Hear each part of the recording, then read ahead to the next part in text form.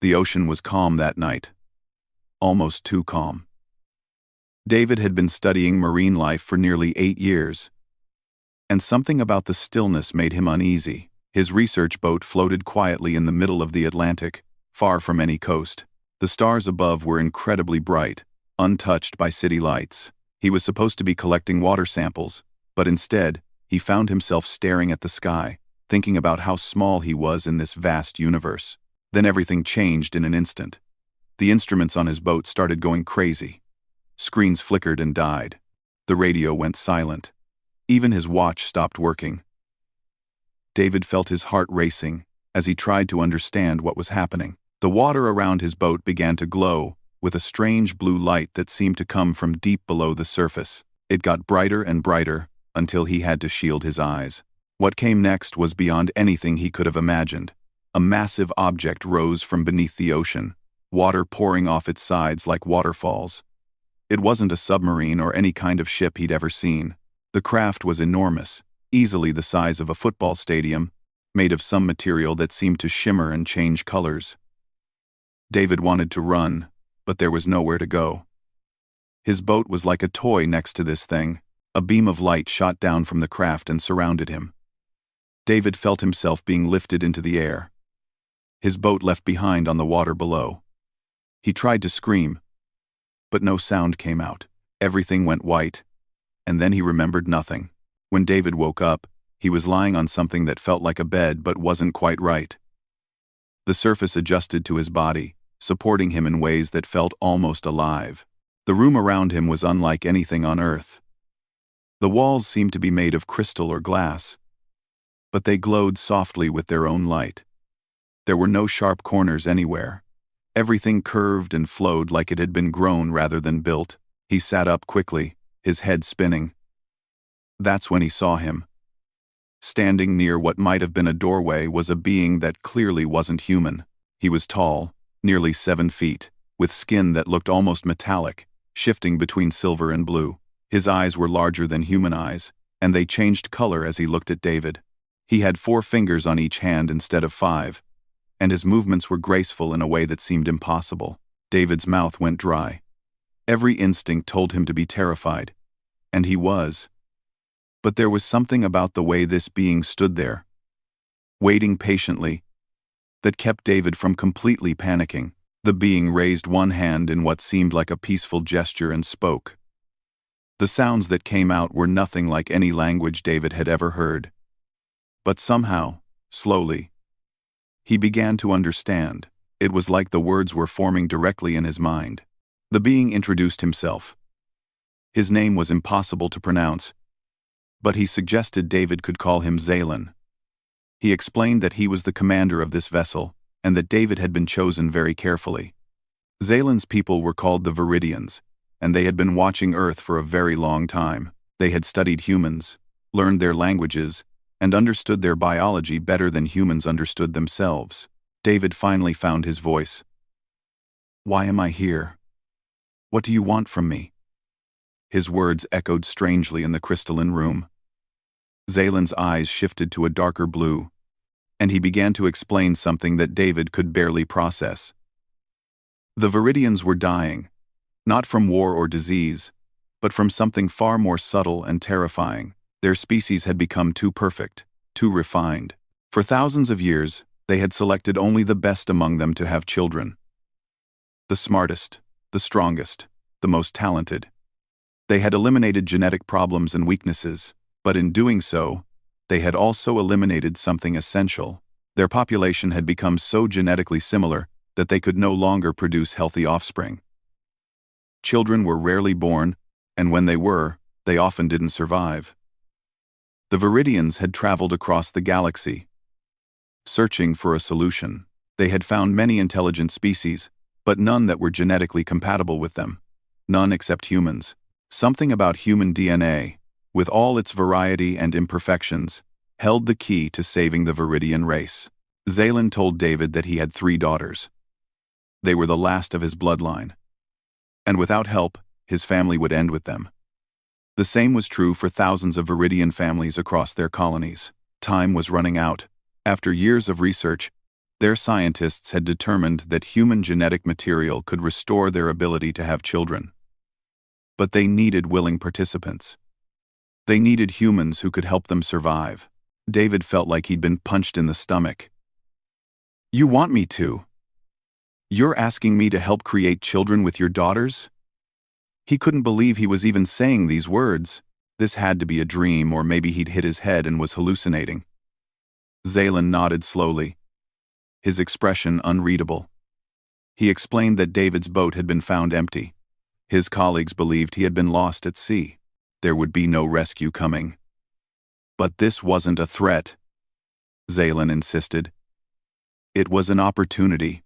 If David agreed to help for 1 year of Earth time, he would be returned home with enough resources to live comfortably for the rest of his life. He would also be given access to technology that could help solve some of Earth's biggest problems: clean energy, medical advances, solutions to climate change.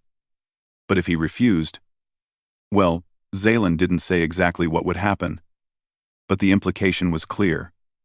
David wouldn't be going home. David spent the next 7 days in a state of shock.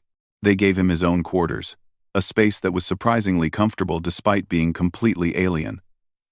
The food they provided looked strange but tasted fine. Designed specifically for human nutrition, they even had books and music from Earth, though he couldn't figure out how they'd gotten them. Every day, a different Viridian would visit to teach him about their culture and language. The learning process was incredible. They placed a small device behind his ear that somehow connected to his brain. Within hours, he could understand spoken Viridian. Within days, he could speak it himself. The device didn't just translate words.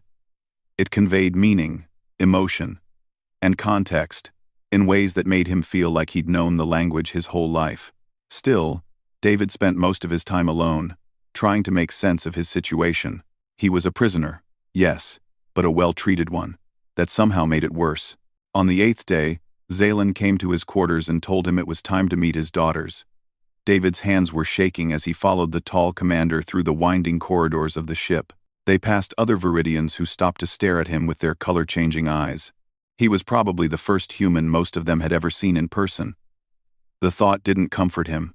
They entered a large room that seemed to serve as some kind of family gathering space. 3 female Viridians stood waiting. David was immediately struck by how different they looked from their father. While Zaylen was imposing and formal, his daughters appeared more delicate, more human-like in their proportions. Their skin had the same metallic shimmer, but with softer tones of silver, blue, and purple. Their eyes were striking, large, and expressive, shifting through colors that seemed to match their emotions. The eldest daughter stepped forward first. Her skin had a slight purple tint, and her eyes were currently a deep amber color. She looked at David with obvious disdain. Her lips pressed into a thin line. Zaylen introduced her as Lyra, a scientist who specialized in quantum physics and energy systems. She spoke without any greeting. "This is your solution, Father? A primitive from a world that hasn't even achieved faster than light travel? We might as well try to breed with animals." David felt his face flush with anger. But before he could respond, the second daughter stepped forward. She was slightly shorter, with skin that gleamed like polished steel. Her eyes were a cold gray that reminded David of storm clouds. This was Celine, Zaylen explained, a military strategist who commanded part of their defense fleet. She looked David up and down like he was a piece of equipment. "He seems healthy enough," she said flatly. "If the genetics work, his personal qualities are irrelevant.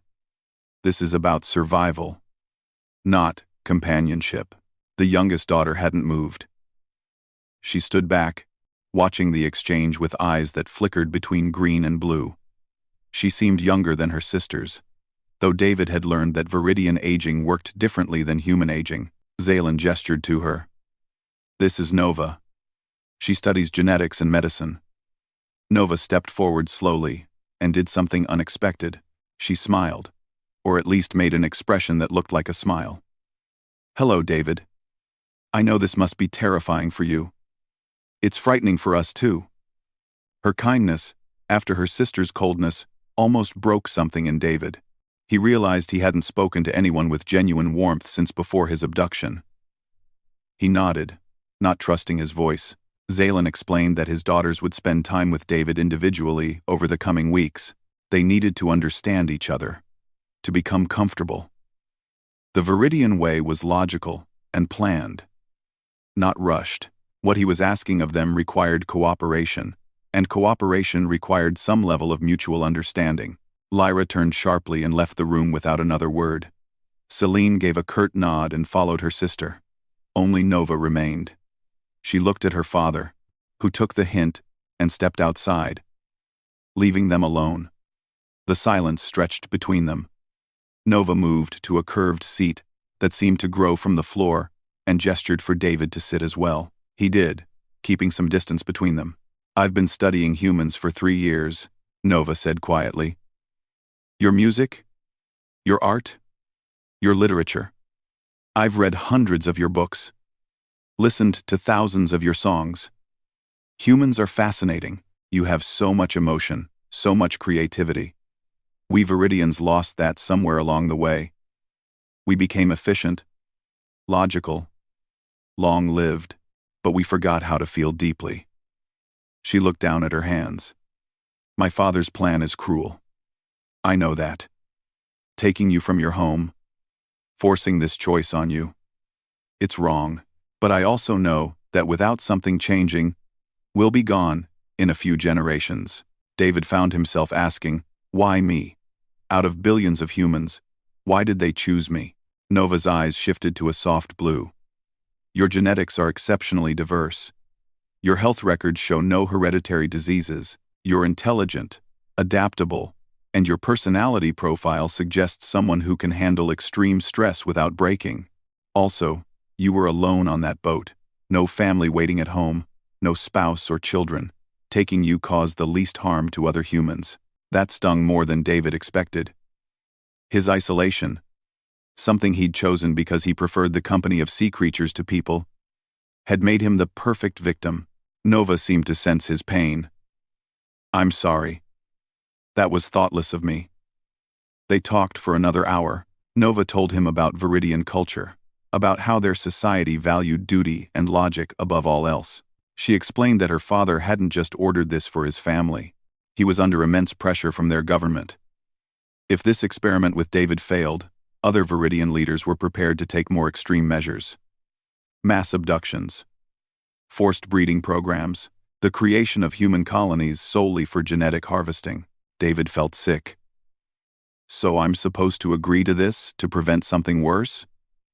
Nova's eyes darkened to green. "I don't know. I wish I had better answers. All I know is that refusing won't set you free, and it won't save other humans from what might come next." Over the following weeks, David fell into a strange routine. Each day, he spent time with one of the 3 daughters. The experiences couldn't have been more different. With Lyra, every interaction was tense. She treated him like a specimen, asking clinical questions about human biology and culture, while barely hiding her disgust at the situation. She worked in one of the ship's research laboratories, surrounded by equipment David couldn't begin to understand. One day, while he watched her work, she suddenly spoke without looking at him. "I write poetry," she said. "In our culture, that's considered a waste of time. Inefficient. But I do it anyway in secret." She pulled up a holographic display and showed him verses written in flowing Viridian script. Even through translation, David could feel the emotion in her words. Poems about loss, about feeling trapped, about wondering if perfection was worth the price. "You're not the only prisoner here," Lyra said quietly. "My father expects me to sacrifice my autonomy for the species. I understand the logic, but I hate it. I hate him for putting this on me." David saw her differently after that. Not as a cold scientist, but as someone fighting to maintain her identity in a society that wanted to reduce her to a function. With Celine, the time was spent differently. She took him to observation decks where he could watch the stars streak by as the ship traveled faster than light. She explained Viridian military history, their conflicts with other species, and the weight of command. "I've given orders that resulted in deaths," she told him once. Necessary orders for the protection of my people, but deaths nonetheless. That's what leadership means, making choices where all options have costs. She looked at David with her storm-gray eyes. You see my father's order as cruel. I see it as pragmatic. If a few individuals must be uncomfortable to save millions, the calculation is simple, but I also understand that humans value individual freedom more than we do. Your species would rather risk collective destruction than sacrifice personal choice. I don't know if that's brave or foolish. David found himself debating philosophy with her, discussing the value of individual rights versus collective survival. They disagreed on almost everything, but Celine seemed to respect that he could argue his position logically. With Nova, the time felt most natural.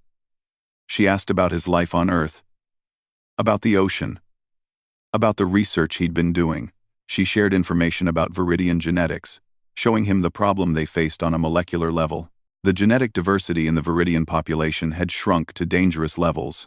They were all becoming genetic copies of each other, and that was killing them. Humans have something we lost, Nova explained, displaying holographic DNA strands. Variation, imperfection, mistakes in copying that create new possibilities. We eliminated all that, thinking we were improving ourselves. Instead, we destroyed our future. David and Nova started working together on research. He suggested approaches from Earth biology, and she integrated them with Viridian science. They were looking for alternatives, ways to solve the genetic problem without the need for what Zaylin was demanding. Late one night, David found Nova in her lab, staring at data with her eyes flickering rapidly through colors, a sign of deep stress. I think I have a partial solution, she said. We could use your genetic material to create a template, then apply it to Viridian reproduction through medical intervention.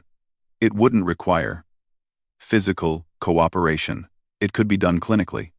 Hope surged in David's chest. This could be the answer that let everyone maintain their dignity. But when Nova presented the idea to Lyra, the older sister found problems. It's not just about genetics, Lyra said. Father and the council want proof that humans and Viridians can coexist. They want children who are truly hybrid, who can bridge our species. Your clinical approach might work biologically, but it doesn't satisfy the political requirements. The three sisters and David began meeting in secret. Away from Zaylin's knowledge, they worked on combining their ideas, finding ways to solve both the genetic and political problems. But they weren't as secret as they thought. Zaylin's second-in-command, a stern Viridian named Krios, discovered their unauthorized research. Krios had never trusted the human, and he saw this as proof of David's corrupting influence. He reported everything to Zaylin. The commander's anger was terrible to witness. He gathered his daughters and David in the same room where they'd first met. His skin had darkened to almost black, and his eyes burned red. You defy me? He said, his voice dangerously quiet. You waste time on fantasies while our people die? I have been patient. I have been kind. But my patience has limits. He told them things David hadn't known. The Viridian population was down to fewer than 47,000 individuals across all their colonies. They were below the minimum viable population for a species. Without genetic intervention in the next generation, they would enter an extinction spiral that couldn't be stopped. You three are not just my daughters, Zaylin said, his voice breaking slightly. You represent thousands of families who are watching this experiment. If you fail, the council will authorize mass human abductions. They will create breeding facilities. They will do whatever it takes to survive. I chose a better way. I chose to ask instead of take, but if you will not help, others will force it. The weight of that statement crushed them all.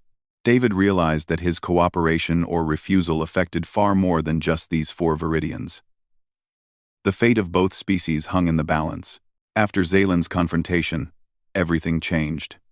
David was confined to his quarters, with guards posted outside.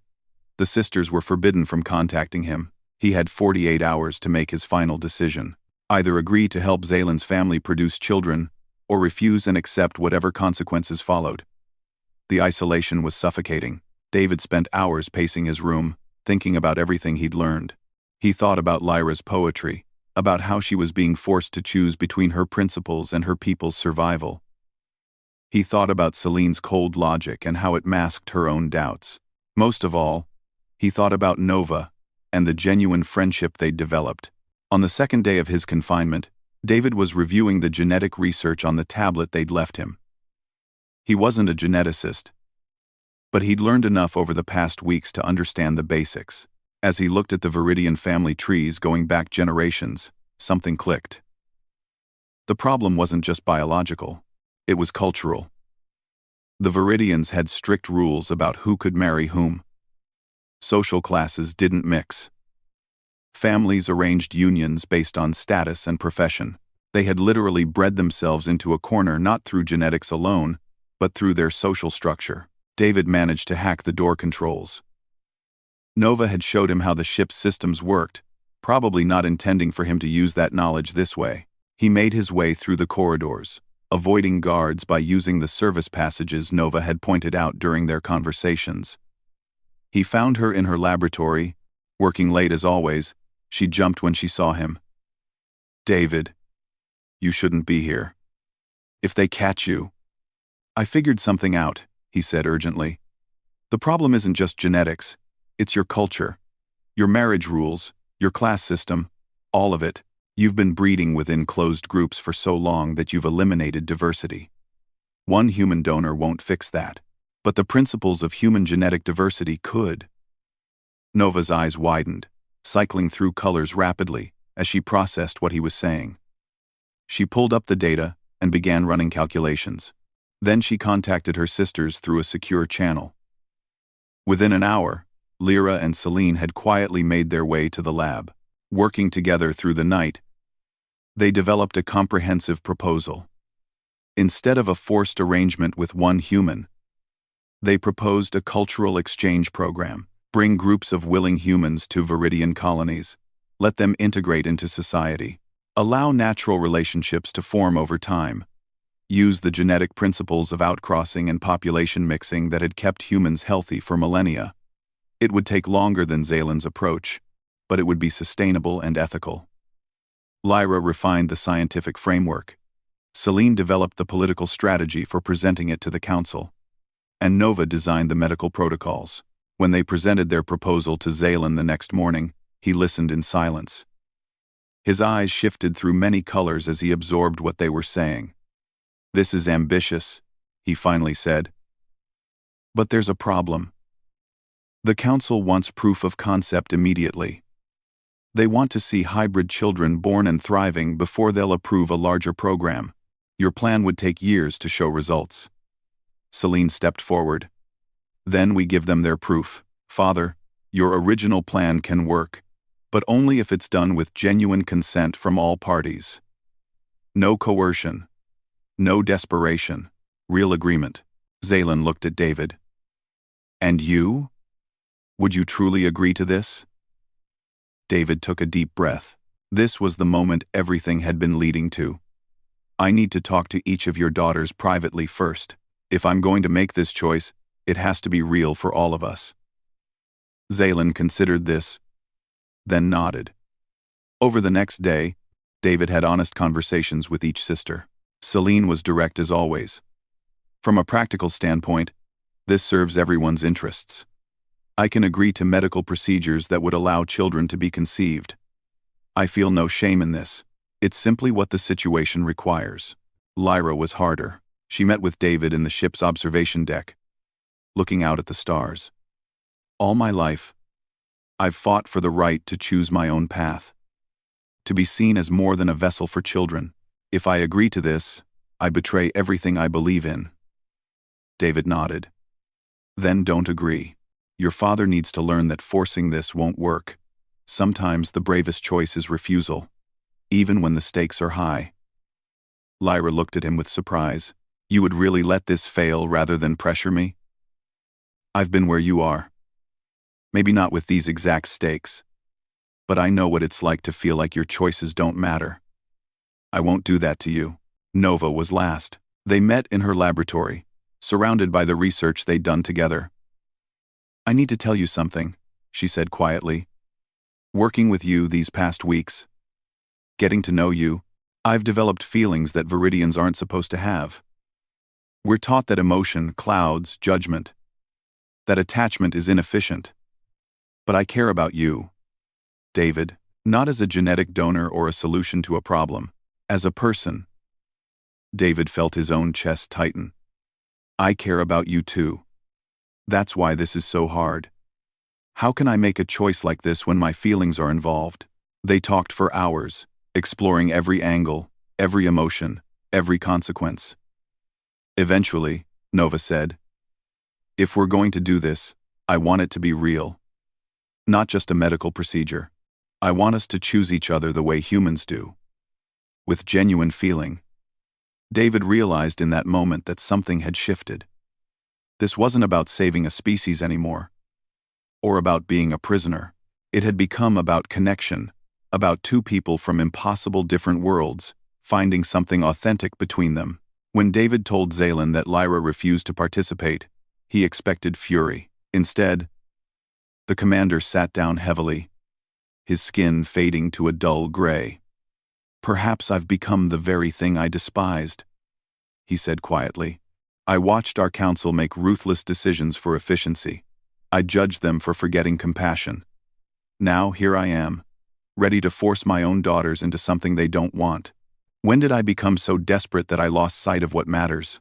Celine spoke up. "Father, you did what you thought necessary. But David is right. Coercion poisons everything it touches. Children born from force would carry that darkness forward." Zaylin looked at Lyra. "I'm sorry, daughter.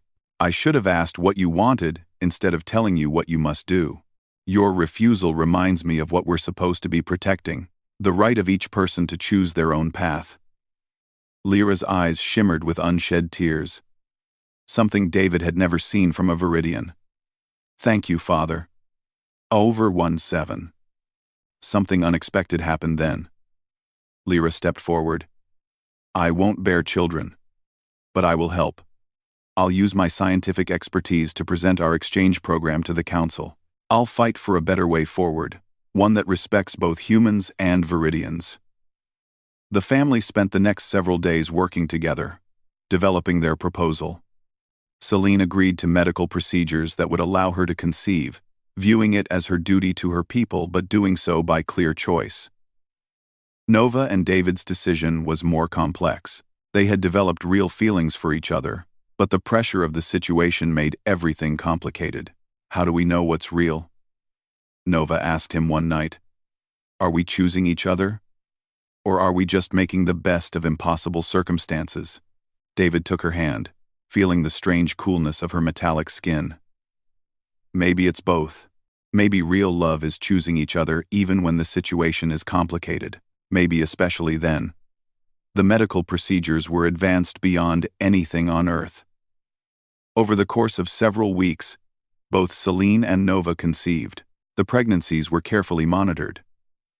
The hybrid biology was unprecedented, and the Viridian medical staff watched every development with fascination and hope. During those months, David was given more freedom. He met other Viridians, especially younger ones who were tired of their society's rigid structure. They saw him as a symbol of change, of the possibility that their culture could evolve beyond pure logic into something that balanced reason with emotion.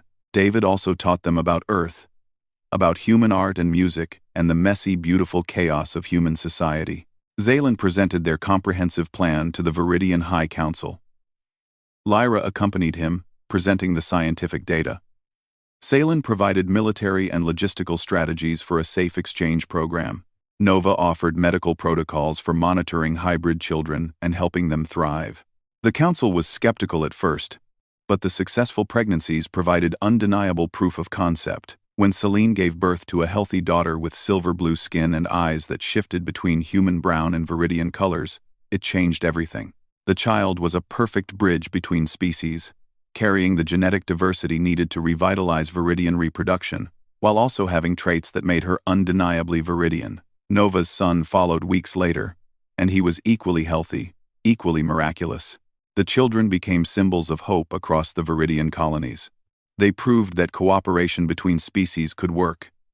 That different didn't mean incompatible. Zaylan kept his promise. He offered to return David to Earth with wealth and technology. But David faced an impossible choice. He had fallen in love with Nova. He had bonds with these children who were genetically his. He had become part of something larger than himself. After long discussions with Nova, they developed a plan. David would become the first official human ambassador to the Viridian worlds. He would spend part of each year on Earth and part in space. He would help recruit willing humans for the exchange program and serve as a bridge between the two civilizations. The hardest part was returning to Earth. David had been gone for over a year. He was officially dead. Coming back required careful planning with Earth governments. A secret United Nations committee was formed to handle first contact with the Viridians. David stood before them in a secure facility, looking at the shocked faces of world leaders as he explained what had happened to him. He showed them technology that could revolutionize energy production, medical scans that could eliminate disease, and most importantly, he showed them images of his son, a child who was part human and part alien, proof that the universe was larger and stranger than anyone had imagined. The UN debated for months. Eventually, they agreed to a pilot program. 100 volunteers, carefully screened, would be the first humans to travel to Viridian space. They would live among the aliens, learn their culture, and potentially form relationships. In exchange, selected Viridians would come to Earth, experiencing human society firsthand. It was an experiment with stakes beyond imagination. David helped select the volunteers, looking for people with open minds and adaptable personalities. He warned them honestly about the challenges. This wouldn't be easy. The Viridians were logical, reserved, and completely alien in their thinking. But for those willing to try, it offered the chance to be part of something historic. The day the first group of volunteers arrived at the Viridian ship in orbit around Earth, David stood with his family. Nova held their son, who was now old enough to smile and reach for his father. Celine stood nearby with her daughter, the child already showing signs of remarkable intelligence. Even Lyra was there, having become Earth's primary scientific contact with the Viridians. Zaylan approached David, his eyes a warm golden color. "You saved us," the commander said simply. "Not just genetically, but in ways I never expected. You reminded us what we'd forgotten. That survival without compassion is not really survival at all." David watched the human volunteers meet their first Viridians, saw the wonder and nervousness on both sides. He thought about how far he'd come from that night on the ocean when his boat had lost power. He'd been terrified, angry, and desperate. Now he stood as a bridge between worlds, a father to a child who represented hope for two species, and a partner to someone he loved who happened to be from another planet. "Every ending is a beginning," Nova said beside him, one of the human phrases she'd learned. David pulled her close, careful of the baby between them, and smiled.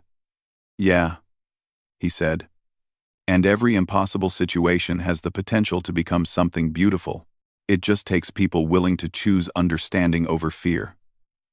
As the first day of true cooperation between humans and Viridians began, David knew that the hardest parts were still ahead.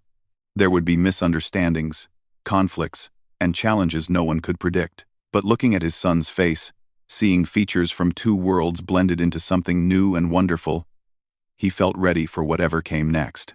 Sometimes the most profound changes came from the most impossible circumstances, and sometimes what began as captivity could transform into connection.